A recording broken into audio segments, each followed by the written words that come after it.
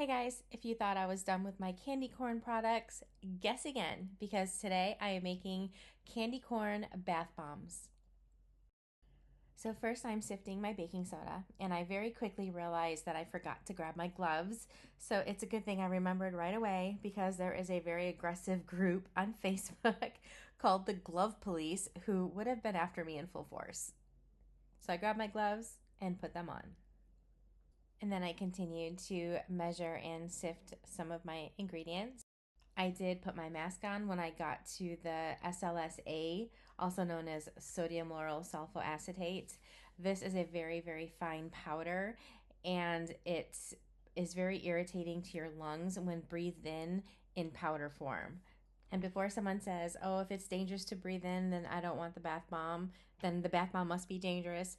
It is not dangerous in a bath bomb when it's made in something. It's just dangerous in powder form because it's so light it can get into your lungs and irritate your lungs. It is very skin safe and it's derived from coconuts.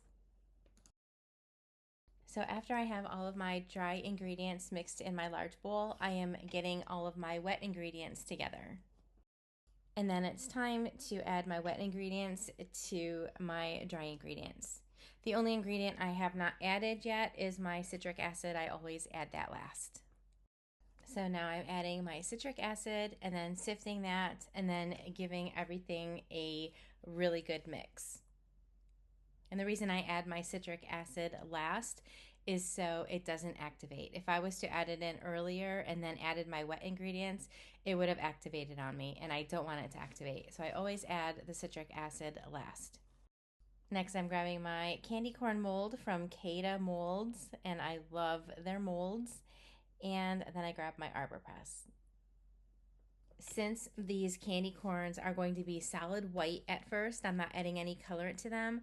I made some little embed cubes in orange, and I'm placing a few of those embed cubes inside of each of the candy corns. So this way, when it's in your bath water and as it starts to fizz and foam in your bath, it will eventually start dispersing these orange colorants from inside of the bath bomb. So I just keep weighing and pressing out all of these candy corn bath bombs.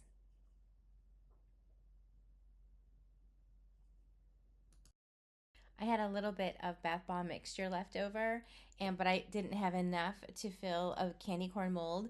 So I'm just putting a couple of those embeds inside and just kind of patting it together with my hands.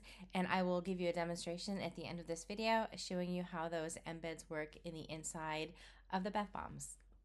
So now for the fun part, I get to decorate these bath bombs, and of course I need them to look like candy corns, and they don't look like candy corns. So I'm grabbing my airbrush, and the first color I'm using is yellow. I'm going to paint the bottoms of all of these candy corns with yellow. And then I'm airbrushing the centers with orange. And I'm using just pieces of paper to kind of guide so I don't paint into the yellow part. And I forgot to mention these are not scented in candy corn. My candy corn fragrances will discolor my bath bombs to brown, so I have to choose an alternate fragrance for the bath bombs, and I scented these in pineapple mango. And when I'm done, this is what they look like. They just look like cute little candy corn bath bombs. And don't forget they have the dark orange embeds on the inside. And then here's my demonstration of that leftover bath bomb that I put the embeds in.